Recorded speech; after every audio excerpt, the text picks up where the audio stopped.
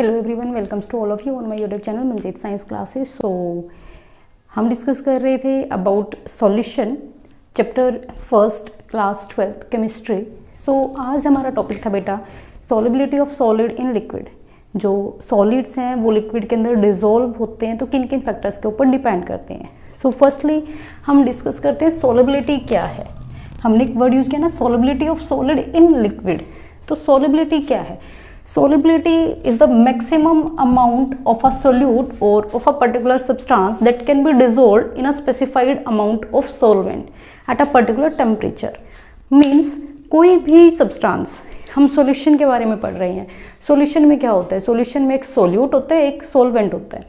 अब जो solvent है उसके अंदर जो solute है उसकी अमाउंट कितनी डिसॉल्व होगी एक पर्टिकुलर टेम्परेचर के ऊपर। टेम्परेचर चेंज नहीं करना, एक पर्टिकुलर टेम्परेचर पे कितनी अमाउंट सोल्यूट की डिसॉल्व हो सकती है सॉल्वेंट के अंदर। मींस मैक्सिमम अमाउंट कितनी डिसॉल्व हो सकती है उसको बोलेंगे हम सॉलिबिलिटी। अब नेक्स्ट है हमारा कौन कौन से फैक्टर्स के ऊपर डिपेंड करता है solubility of solids in liquid. So first factor है हमारा नेचर। नेचर किसका? Nature of solute and solvent. Solute and solvent का नेचर कैसा है। Second pressure and third temperature.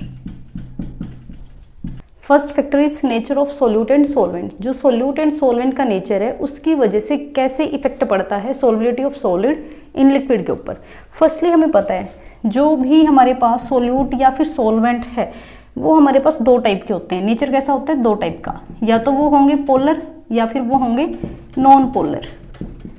सो इस केस में डिसोल्यूशन की जो प्रोसेस है जहाँ पे हम नेचर की बात कर रहे हैं सोल्यूट एंड सोलवेंट की, तो वहाँ पे पोलर एंड नॉन पोलर के बीच में इंटरेक्शन नहीं होती। मीन्स जो पोलर है वो क्या है, उनके ऊपर पोलैरिटी होती है, और जो नॉन पोलर सोल्यूट या सोलवेंट है उनके अंदर नॉन पोलैरिटी है। मीन्स वो कोई भी पोलर, कोई भी पॉजिटिव नेगेटिव चार्जेस उनके ऊपर नहीं है। सो लाइक डिसॉल्व लाइक का केस यहाँ पे होता है। लाइक डिसॉल्व लाइक मीन्स जो पोलर सोल्यूट हैं वो पोलर सोलवेंट के अंदर ही डिसॉल्व होंगे, और जो नॉन पोलर सोल्यूट है वो नॉन पोलर सोल्यूट के अंदर सोलवेंट के अंदर ही डिसॉल्व होंगे।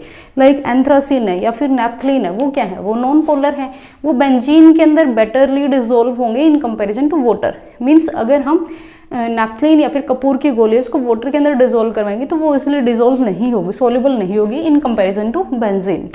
Clear. Next and second factor is pressure. अब हम बात कर रहे हैं सॉलिड की। सॉलिड कितना डिसॉल्व होगा लिक्विड के अंदर जब हम उसके ऊपर प्रेशर अप्लाई करेंगे। प्रेशर अप्लाई करना मीन्स उसको प्रेस करना। अब कोई भी सॉलिड है बेटा या फिर लिक्विड है, अगर हम प्रेशर की बात करते हैं तो वो इनकम्प्रेसिबल होते हैं। इनकम्प्रेसिबल मीन्स उनके ऊपर हम प्रेशर एक्सर्ट करके उनको उनकी शेप को चेंज नहीं कर सकते या फिर उनको हम प्रेस नहीं कर सकते, because solid and liquid are incompressible.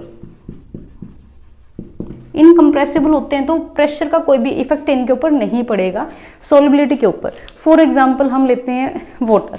Water के अंदर हमने शुगर ऐड की। अब वाटर है, वाटर के अंदर हम शुगर डाल रहे हैं। अब शुगर डाल दिया और शुगर डालने के बाद हम पिस्टन से यहाँ पे प्रेशर लगा रहे हैं।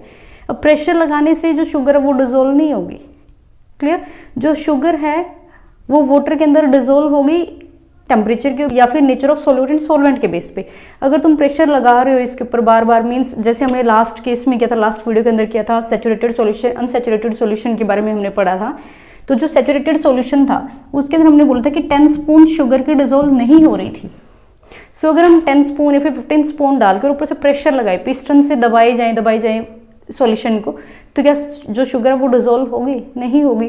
फर्स्टली तो अगर आप वाटर का कोई भी कंटेनर, कोई भी टब है उसके अंदर पानी डाला हुआ है, आप उसको प्रेशर लगाओगे तो आपका हाथ वाटर के अंदर चला जाएगा, ना कि वाटर अंदर जाएगा। क्लियर। बिकॉज वाटर या फिर liquid and solids are incompressible. Clear. And next factor is temperature. अब टेम्परेचर के अंदर हमारे पास दो टाइप की प्रोसेसेस आती हैं। हम बात कर रहे हैं डिसोल्यूशन की। डिसोल्यूशन मीन्स सॉलिबिलिटी की बात कर रहे हैं हम। डिजोल्यूशन। डिजोल्यूशन का मतलब क्या था, सोल्यूट को डिजोल्व करना सॉल्वेंट के अंदर। अब जो डिजोल्यूशन प्रोसेस है वो दो टाइप की हो सकती है हमारे पास, वो एंडोथर्मिक भी हो सकती है और वो एक्सोथर्मिक भी हो सकती है। क्लियर?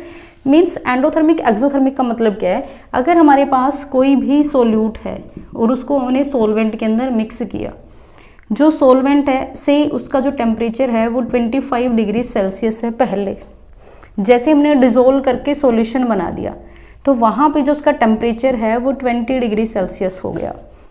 क्लियर? समझ आया?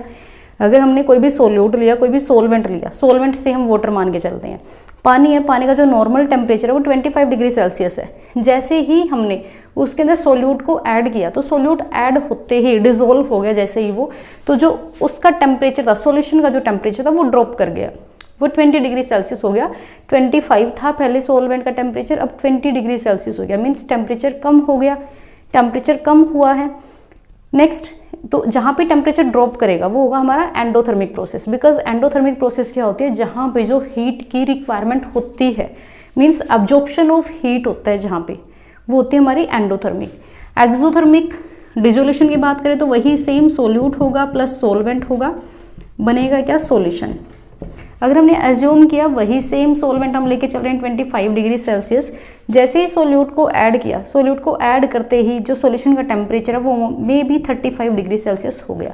टेम्परेचर क्या हुआ है, इंक्रीज हुआ है। टेम्परेचर इंक्रीज हुआ मीन्स हीट रिलीज हुई, हीट रिलीज हुई है यहाँ पे। अगर हीट रिलीज होगी तो वो प्रोसेस कैसी होगी, एक्सोथर्मिक प्रोसेस होगी। क्लियर? दोनों प्रोसेस समझ आई? एक प्रोसेस होती है एंडोथर्मिक, एक होती है एक्सोथर्मिक। तो डिजोल्यूशन भी दोनों टाइप की हो सकती है, एंडोथर्मिक भी हो सकती है और एक्सोथर्मिक भी हो सकती है। अब बेटा हमने पढ़ना था जो टेम्परेचर है उसका इफेक्ट क्या पड़ेगा, किसके ऊपर, डिजोल्यूशन के ऊपर, या फिर हम बोले कि सोलिबिलिटी के ऊपर। क्लियर? अगर हम टेम्परेचर को इंक्रीज करेंगे, हम दो ही केस कर सकते हैं, या तो टेम्परेचर को इंक्रीज कर सकते हैं या फिर टेम्परेचर को डिक्रीज कर सकते हैं। अभी यहाँ पे टेम्परेचर ड्रॉप हो रहा था, फॉर एग्जाम्पल हम कंसिडर करते हैं हमने वाटर लिया और वाटर के अंदर कोई भी सब्सटेंस हमने ऐड किया, कोई भी सोल्यूट ऐड किया, सोल्यूट ऐड करने से जो टेम्परेचर है वो ड्रॉप हो गया।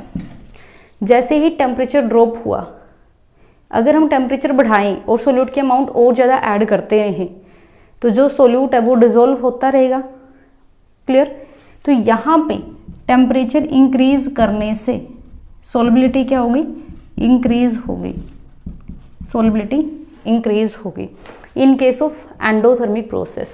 क्यों इंक्रीज हो रही है, क्योंकि यहाँ पे टेम्परेचर की रिक्वायरमेंट है। जो एंडोथर्मिक प्रोसेस है ना, वो ऐसी प्रोसेस होती है जिसके अंदर एब्जॉर्प्शन ऑफ हीट होती है। जो भी सोल्यूट या सोल्वेंट है वो या तो सराउंडिंग से हीट एब्जॉर्ब करेंगे या फिर हम जो उनको हीट प्रोवाइड करवा रहे हैं उसको वो एब्जॉर्ब करेंगे। क्लियर? मीन्स हीट की रिक्वायरमेंट है यहाँ पे, solute plus solvent plus some amount of heat, then solution की फॉर्मेशन होगी in case of endothermic process. But अगर हम बात करते हैं एक्सोथर्मिक प्रोसेस की, तो यहाँ पे तो हीट रिलीज होती है बाहर, हीट जो एक्स्ट्रा अमाउंट ऑफ हीट है वो बाहर निकलती है। अगर आप इस केस में टेम्परेचर को इंक्रीज करोगे, यहाँ पे आप हीट दोगे इसको, टेम्परेचर इंक्रीज करने का मतलब है हीट प्रोवाइड करवाना। अब इसमें हीट की जरूरत है ही नहीं, इसके पास ऑलरेडी एक्सेस में हीट है, तभी तो ये रिमूव कर रहा है, बाहर बाहर निकाल रहा है हीट को। अगर इसको हीट की ज़रूरत होती तो ये बाहर हीट नहीं निकलती। क्लियर? अगर इसको आप हीट प्रोवाइड करवाओगे, ऑलरेडी प्रोसेस एक्सोथर्मिक है, उसके पास एक्स्ट्रा अमाउंट ऑफ हीट है, आप भी हीट दे रहे हो, तो डिजोल्यूशन नहीं होगा। क्लियर? डिजोल्यूशन नहीं होगा मीन्स सॉल्युबिलिटी डिक्रीज हो जाएगी। सो ये दो फैक्टर हैं हमारे पास। अगर आप टेम्परेचर को इंक्रीज कर रहे हो इन केस ऑफ एंडोथर्मिक प्रोसेस तो सॉल्युबिलिटी इंक्रीज होगी। अगर आप टेम्परेचर को इंक्रीज कर रहे हो इन केस ऑफ एक्सोथर्मिक प्रोसेस तो सॉल्युबिलिटी हमारी डिक्रीज होगी। क्लियर? तो ये हमारा solubility of solid in liquid. Solubility क्या होती है, सॉलिडिटी किन किन फैक्टर्स पे डिपेंड करती है इन केस ऑफ सॉलिड। सॉलिड के केस में जो सॉल्युबिलिटी है वो 3 फैक्टर्स पे डिपेंड करती है।